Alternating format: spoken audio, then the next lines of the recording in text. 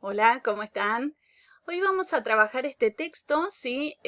Subjetividades en la era digital, escrito por Daniel Levy en 2013. Presten atención a este año porque es un texto que va a hablar de las nuevas tecnologías, ¿sí? Quizás hoy ya haya alguna actualización más respecto a esto. Está en este libro entre adolescentes y adultos en la escuela, que ustedes algún capítulo ya leyeron, ¿sí? De estos tres autores que son psicólogos y psicoanalistas, ¿sí? Y él va a empezar separando lo que es la sociedad de la información, la sociedad del conocimiento y la sociedad informacional, ¿sí? Va a decir, con el surgimiento masivo, si se quiere, de alguna manera, de las nuevas tecnologías, ¿sí? En los 60 y 70, eh, aparece la sociedad de la información, que va a ser aquella que maneja, produce, promueve y difunde datos a través de las nuevas tecnologías, ¿sí? En cambio, la sociedad del conocimiento va a ser aquella que únicamente recibe todo lo que produce esta sociedad de la información, ¿sí? Y bueno, va adquiriendo saberes a partir de esto, ¿sí? Por ejemplo, estas tecnologías eran la radio, la televisión, ¿sí? En donde uno se informa, recibe información, conoce, pero no produce para esto, ¿sí? Y va a decir, también está la sociedad informacional, en donde la novedad no se apoya en el valor de la información, sino en el modo en que se procesa. ¿Qué quiere decir esto? Por ejemplo, una noticia, ¿sí? Depende de cómo se procese la noticia en sí. No importa tanto la noticia, sino cómo se la muestra, sería, ¿sí? Muchas veces recordamos solo este momento en cómo se procesó y se mostró, pero no tanto la información en sí. Bien, va a decir, las redes sociales tuvieron dos momentos. La web 1.0, en donde el usuario era un mero receptor, ¿sí? Recibía toda la información de manera unidireccional, ¿sí? Siempre venía hacia el receptor, pero el receptor no producía información, ¿sí? En las primeras redes sociales. Después, en la web 2.0, ¿sí? Fueron desarrollos creados en Internet que tienen como novedad la incorporación de dispositivos, ¿sí? Que hacen que los usuarios puedan interactuar en red, ¿sí? Los celulares específicamente. O las computadoras, ¿sí? A partir de esto, el usuario puede interactuar en la red y por lo tanto pasa a ser un productor, no solo un mero receptor. Entonces, es productor en tres niveles, dice. Crea contenidos, ¿sí? Desarrollos tecnológicos que puedan sumarse a la red y también nuevas formas de comercialización y estrategias de marketing. Esto tiene que ver con a quién va enfocado, ¿sí? Ciertas propagandas, por ejemplo, ¿sí? O también tiene que ver con que uno, al ser productor en la red, esto le puede generar un ingreso, ¿sí? Si uno tiene una red, supónganse un blog, un TikTok, algo que le genera muchos seguidores, muchos likes, las empresas empiezan a interesarse, ¿sí? Y esto puede ser redituable no solo a manera empresarial, ¿sí? Por ejemplo, si yo tengo un canal de cable, sino también a modo personal, ¿sí? A ver, ahí está. ¿Qué va a decir? Que este surgimiento de los nuevos dispositivos, ¿sí? Lo que hizo fue generar de alguna manera una brecha digital, ¿sí? Que es la diferencia que existe entre los usuarios consumidores de las nuevas tecnologías y aquellos que quedan relegados de estas, ¿sí? Hoy día ustedes dirán, bueno, pero cualquiera tiene un celular en su casa. Y no, estamos viendo que no todos tienen un celular o una computadora en su casa, ¿sí? Justamente con este caso de la pandemia, vemos compañeros que a lo mejor les cuesta mucho, ¿sí? O no tienen el acceso a Internet, ¿sí? Los suficientes megas o la red suficiente como para poder ver, por ejemplo, este video, ¿sí? Entonces habría ahí una brecha digital. Pero dice, no se limita al uso técnico únicamente, sino también al manejo simbólico, ¿sí? Yo puedo tener un celular y puedo saber usar las redes sociales. Ahora, tengo que entender, ¿sí? El uso que se le da a eso. Entender el sarcasmo, entender los chistes, ¿sí? Poder comprender las noticias, diferenciar lo que es falso de lo que es real, ¿sí? Ustedes saben que las redes justamente promueven muchos datos que no son reales, ¿sí? No solo en forma de chiste, sino en forma intencional. Entonces, A lo mejor yo sé usar el aparato, pero no puedo discernir, ¿sí? Estas realidades. Y dice algo muy interesante que a partir del uso de las redes sociales hubo una inversión en la transmisión en términos generacionales, ¿sí? ¿Qué se invirtió? Que ahora no es el adulto el que va a enseñar al adolescente, ¿sí? Sino al revés. Va a ser el adolescente, el niño, quien va a enseñar el uso, ¿sí? De estas redes a los adultos. Y esto va a decir que algo propio de las TIC es justamente su ubicuidad, ¿sí?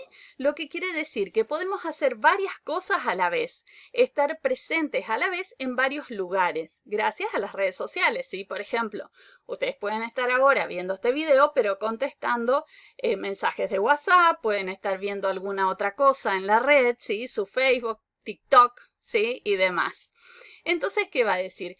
Que esta ubicuidad es propia de los nativos digitales, ¿sí? Aquellos que nacieron con las redes, ¿sí? No es mi caso, ni el de todos ustedes tampoco, pero muchos, ¿sí? Nacieron con el celular en la mano, como dicen, ¿sí?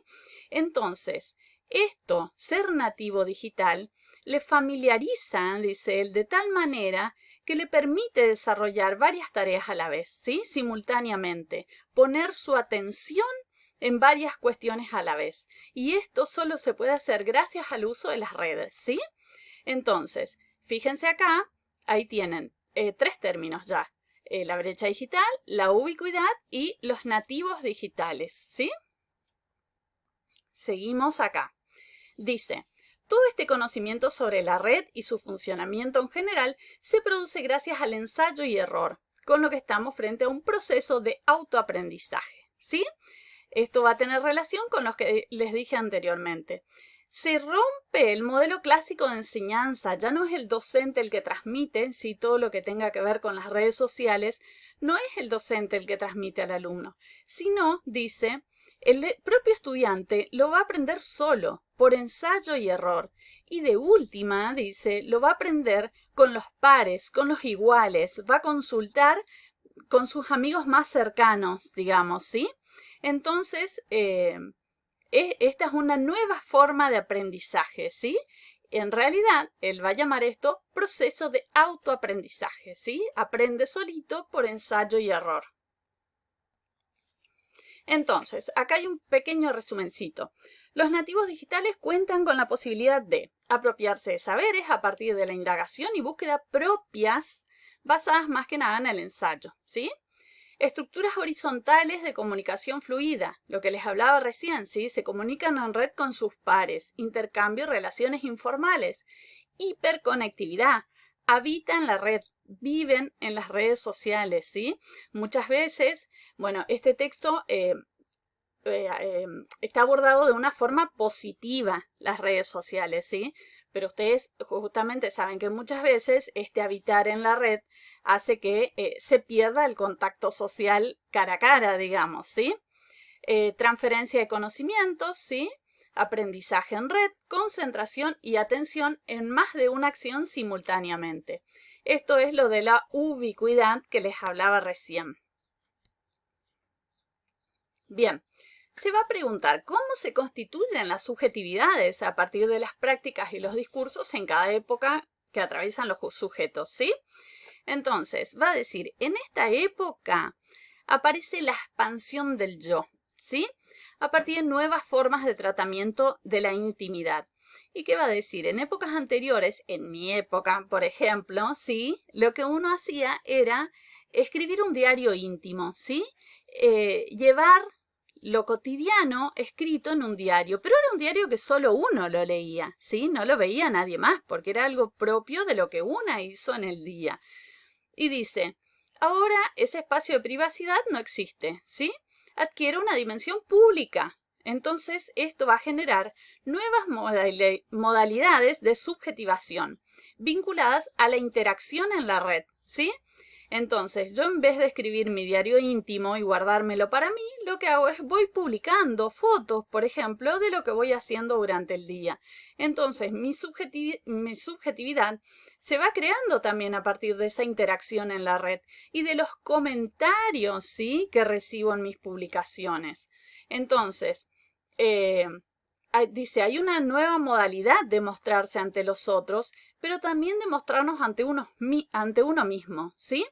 ¿Por qué? Porque uno en general, para mostrarse frente al otro, ¿qué va a hacer? Se va a peinar, aunque sea, ¿sí? En general, dice, no es uno modifica esa forma de ser en las redes.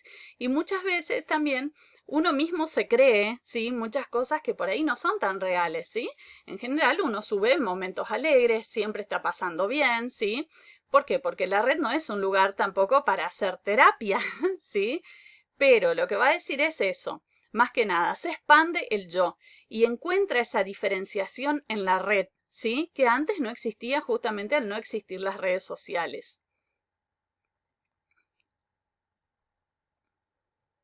Bueno, iba a decir, pero hay una diferencia entre los adultos y los jóvenes, ¿sí?, en cuanto a esta interacción con la red. Va a decir, para los jóvenes la red es un lugar, un espacio habitable. Están sumergidos en la red porque, recuerden, los nativos digitales, ¿sí?, viven dentro de la red porque cuando nacieron ya existían estas redes sociales. Y ahí acá emplea un neologismo, ¿sí?, que dice, los jóvenes están ubicados en un lugar de prosumidores, es decir, combinan productor con consumidor. La diferencia, va a decir, es que el adulto en general es un consumidor, ingresa con alguna intención, ¿sí?, convive con la red.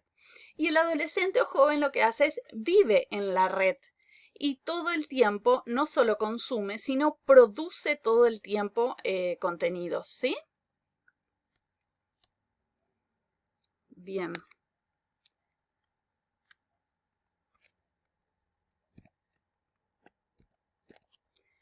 No aparece la flechita para cambiar el power, a ver. Bueno, ahí está. Esta es la última. Ven, yo no soy nativa digital, entonces estoy ahí con el ensayo y el error. Bueno, dice, si pensamos la cultura como una manera de habitar el mundo, ¿sí? Acuérdense de cómo se constituye la subjetividad, ¿sí?, que estuvieron viendo ya en otros textos. Dice, en esta cultura debemos incluir los espacios virtuales de interacción, ¿sí? Forman parte de nuestra cultura. Y la noción de capital cultural tiene que ver con todo ese acervo con que cada individuo traza su relación con el mundo, ¿sí? Son significaciones que le permiten interpretar, decodificar y significar la realidad que lo rodea, ¿sí? La novedad que trae la digitalización es la incorporación de nuevas experiencias y formatos culturales, ¿sí? Nuevos modos de establecer lazos sociales y maneras diversas de comunicación e interacción, ¿sí? Imagínense, por ahí ustedes no se imaginan, ¿sí?, pero en otras épocas, ¿sí?, yo, por ejemplo, cuando me fui a estudiar a Buenos Aires, me escribía cartas con mis amigos, ¿sí?, mis familiares, cartas a mano, escritas en papel. Me iba al correo, despachaba la carta y era una súper ansiedad de esperar a que te respondan esa carta, ¿sí? Existía el teléfono fijo, sí, pero era relativamente caro para un estudiante llamar al teléfono fijo. Entonces, imagínense todas estas nuevas formas de comunicación. Estamos todo el tiempo conectados, ¿sí? Ustedes pueden mandar un mensaje, incluso a veces tardan una hora en contestar, ¿sí? Yo, por ejemplo, estoy en mis clases y demás y no estoy con el celular y ya es como que se preocupan que por qué no contesté, ¿sí? Entonces, esa comunicación es súper fluida. Si ustedes pueden lograr imaginar cómo era antes, ¿sí? Ven que son todas estas nuevas formas de comunicación. Y dice, nuevas experiencias y formatos culturales también, ¿sí? Por ejemplo, ahora con las redes sociales se vio todo un cambio con el tema de la pandemia. No sé si ustedes vieron algún recital, por ejemplo, ¿sí? Los recitales sin público o todo el tema del streaming, ¿sí?, de poder ver obras de teatro y demás, pero todo mediado por las TIC, ¿sí?, mediado por una virtualidad, ¿sí? Este es un caso extremo que no se permite la presencialidad, pero incluso las clases ahora, ¿sí? Estamos ya prácticamente todo el año mediados por las TIC y no nos vimos personalmente, ¿sí? Son nuevas formas, ¿sí? De capitalizar todo esto, ¿sí? De la cultura, de aprender